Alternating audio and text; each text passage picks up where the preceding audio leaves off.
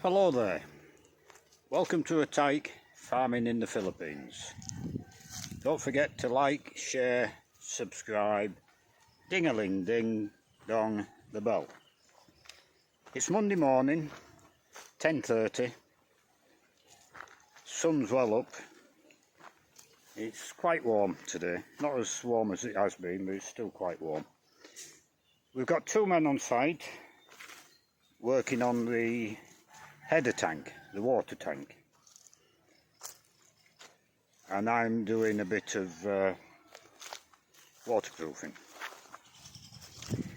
So as usual, we'll make a couple of videos throughout the day and we'll see you shortly. It's 12 o'clock, so we'll have a look what we've done this morning. The shuttering's off. See the pathway now.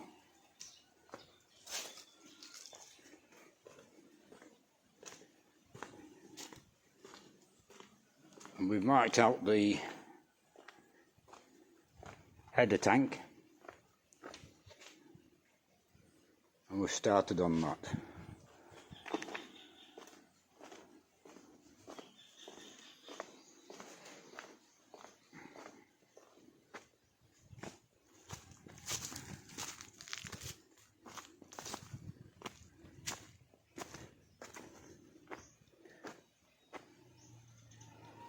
So that's how far we've got. Now,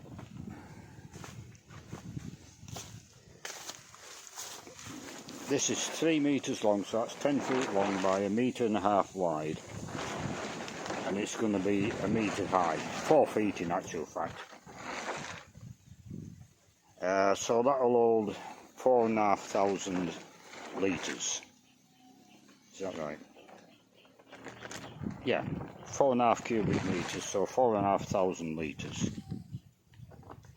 Now, I did envisage having a tank 20 foot long, but the consensus of opinion is it's putting a lot of weight on this bank. So they just wanted to put, because 4.5 cubic metres is 4.5 tonne in weight of water. And they wanted to put it at the apex of the wall.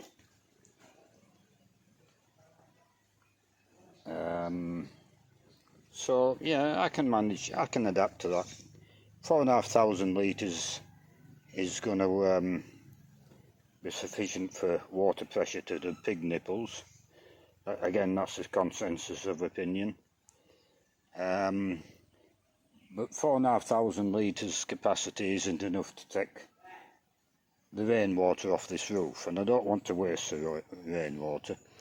So down there where the rammel is, just moving away, somewhere at the back there will be the holding tank, and I'll make that as big as possible, or as big as I think I need.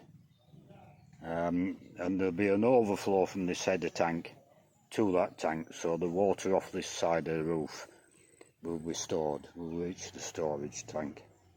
It won't overflow and be wasted. And you wouldn't want a water tank here overflowing on this bank anyway. It'd make the ground too wet against that wall.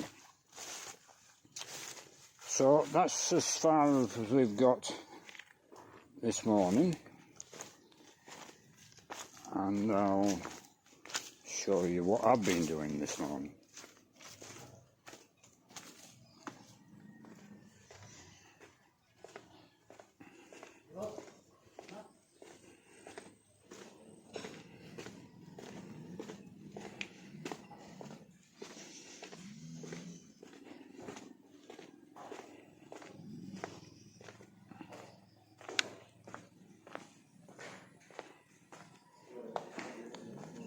I've waterproofed this pen, walls and floor, and I'll do that other pen this afternoon. I'm having ongoing discussions in the comments regarding the floors, and the idea was to put the final coat of waterproofing on with a mixture of the waterproofing, a litre of waterproofing, half a kilo of cement, and I'm going to add a half kilo of aluminium oxide to make it a non-slip surface. And the aluminium oxide should make it hard wearing surface as well. How well it will stand up to pigs, this we don't know until we try it. But it was raised with me that it might be too rough for the pigs lying on, and it might cause them to have rashes or sores. Now, the piggery I had previously, the concrete floors in some of the pens, and was that bloody rough. I don't think it'll cause them to have rashes. That's my first thought. But I don't know, because I was in a dry climate in Kerrang, and I had water sprinklers going most of the day to keep the pigs cool. Now, it's different in Darwin and it's different in the Philippines. It's a very humid climate, and as everybody knows, you can get a sore ear, and it can turn bad on you. You've got to look after these little abrasions if you get them. So there might be something in that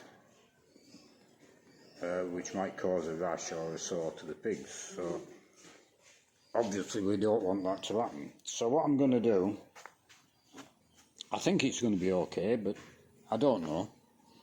So I'll waterproof this walkway, and at the end there I'll put a second coat on with cement and aluminium oxide, and that'll enable me to weigh it up better before I decide whether to put the aluminium oxide into the pens or not.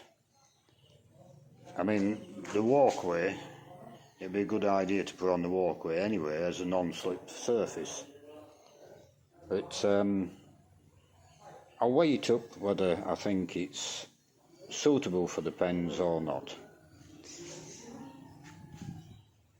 It's good to get advice and different opinions, but at the end of the day you have to make a decision, and whatever decision you make is the right decision because you made it. You'll always have different opinions, but at some stage someone's got to make a decision, and if you make a bad decision then it causes you extra work to rectify it. It's not the end of the world. You know, I've never been frightened of making mistakes, I suppose, because I've made too many throughout my life. If you don't want to make mistakes, then just sit on the couch watching the telly. You'll never make a mistake, but equally you'll never do anything either. So we'll leave that video there, and I'll make another one this evening, and we'll see how we go. 10 to 5, so we'll make a closing video. There's Cholo. It's a Filipino name meaning something, I suppose. But I called him Boogerlugs the other day, and Jean quite likes that name, so everything's Boogerlugs at the minute. And for anybody what isn't English, lugs means ears, and booger is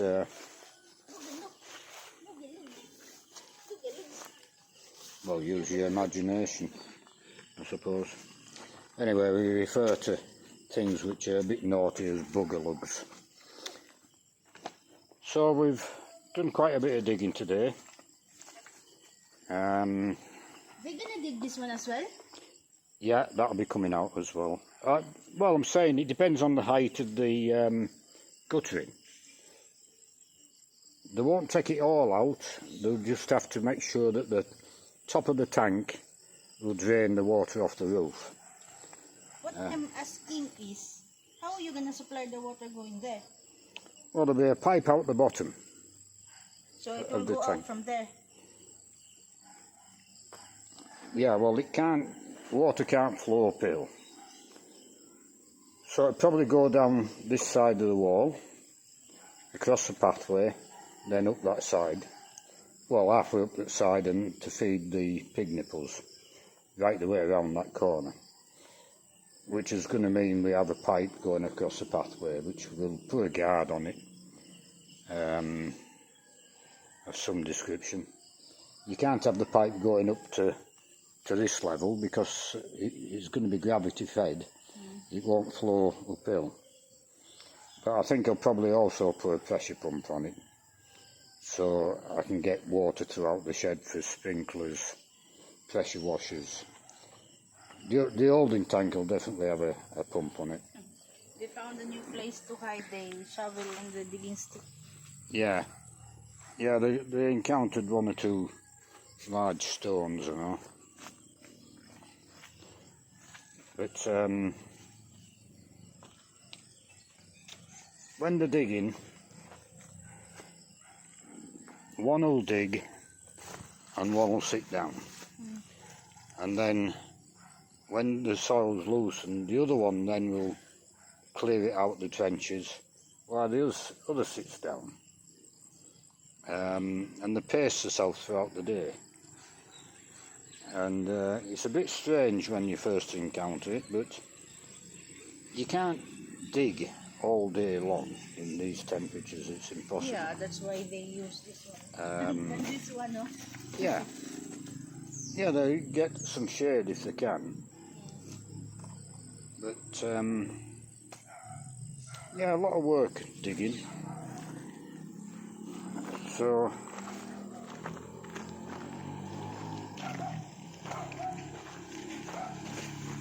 they'll start on Rio Bar tomorrow. Yeah. They'll put stirrup footings into that. And tie Rio Bar along the length of it. And they'll make a sound foundation.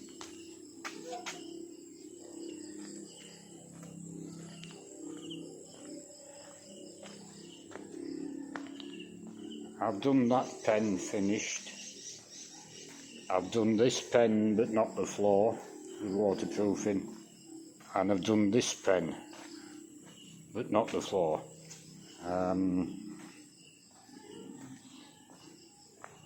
I haven't done this side of the wall. Now I've very nearly used a full tin of waterproofing. It was a new tin this morning of 1.5 inches in the bottom of the tin.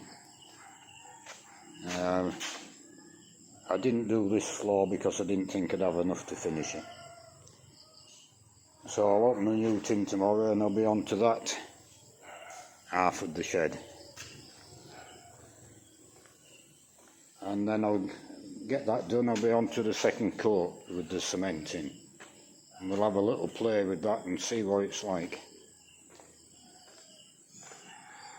But it doesn't seem to put a coat in on it. It must have a chemical reaction, I think. I don't know. Anyway, that's what we've done today. Oh, we'll have a better look at the walkway at the end, which they took the shuttering off this morning. Finished.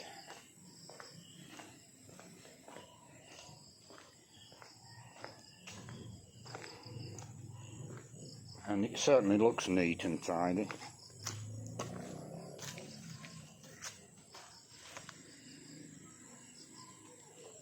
But there was no way we could get a drain in because we haven't got any downfall. We haven't got a fall to get. That's the level of the floor there. So the holes in the back wall to take the slurry away are going to be above the level at the other end. So we'll figure something out.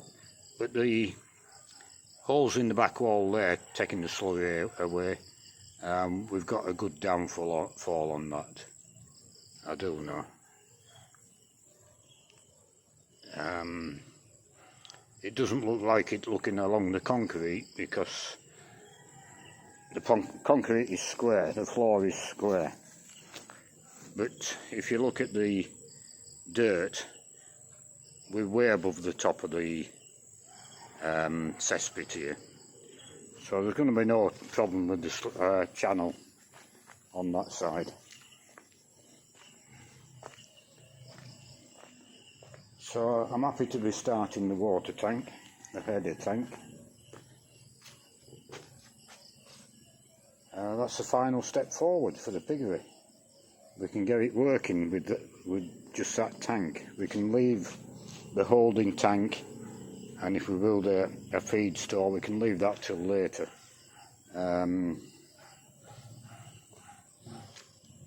We just need to put the plumbing in and get the water to the pens on this side. We've got the slurry channels sorted out, get the water sorted out, and we can get some pigs in.